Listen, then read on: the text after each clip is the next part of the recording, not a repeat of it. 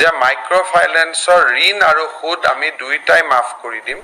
लोगोफोर दिनै मोनसे गोदान भिडिअ नोंथांमोनखौ जोबोर बरनाय थाबाय स' बिदिब्ला गुबुन सानफोरनि बायदिनो दिनैबो लानानै फैनाय जादों नोंथांमोननि सेराव मोनसे गोनां खौरां लानानै बन्धन बेंक आरो माइक्रोफाइनेन्सनि लनखौ बेसेबां रांसिम रेहाय होनाय जागोन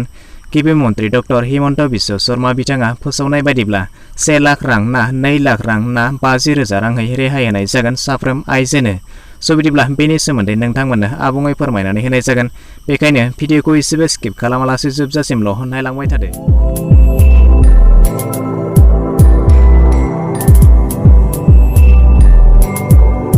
माइक्रोफाइनेन्सनि लनखौ होफिनगोन आसाम सरकारा फोसावदों गिबि मन्त्रि डक्टर हिमन्त बिश्व शर्मा बिथाङा माइक्रोफाइनेन्सनि लन थामहिनबा दाहार आरो सुद मोननैखौबो होफिनगोन होनना फोरमायदों आसाम सरकारा खौरांखौ रोखा खालामनानै होदों गिबि मन्त्रि डक्टर शर्मा बिसायख'थिनि समाव होनाय गाहाय रादायफोरनि गेजेराव आइजो माहारिनि लानाय बन्धन बेंक एबा माइक्रोफाइनेन्सनि लन फिरायफिननायनि खोथा फोरमायदोंमोन आरो दा खोथा बायदि बिसायख'थिनि उनावनो गिबि मन्त्रि डक्टर हिमन्त बिश्व शर्मा बिथाङा रादाब बिजोंनि गेजेरजों फोरमायदों दि गासै होनो गोनां रांखौ सरकारथिंजायनिफ्राय फिरायफिननाय जासिगोन माइक्रोफाइनेन्सनि लन फिरायफिननायखौ लानानै गासै आसामावनो मोनसे जांख्रिखांनाय सोमजिदोंमोन आरो बेनि उनावनो बेफोर दाहारफोरखौ सरकारनि रादाय बायदि मावफुंनायखौ आरो बे दाहारफोरखौ फिरायफिननायनि थाखाय मोनसे मख'जाथाव कमिटि दानानै होनाय जागोन बेनि गेजेरजों माबोरै आरो बेसे बिबांनि रेहाय होनाय जागोन बेखौ बै कमिटियानो थि खालामगोन होननानै मिथिहोनाय जादों নিৰ্বাচনৰ সময়ত স্পষ্টভাৱে কৈছো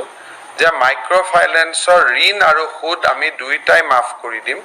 খালি তাৰ কোৱান্টাম যে 1 লাখ টকালৈকে কৰিম নে 2 লাখ টকালৈকে কৰিম that committee will decide the quantum কিন্তু কোনোবা এখন বাতৰি কাকতত ওলাইছে যে অকল সুদ মাফ কৰিব মই এটাই কথা কম যে আমি অসমৰ মাতৃসকলক যি বিশ্বাস আৰু আস্থা দিছো তাৰ পৰা আমি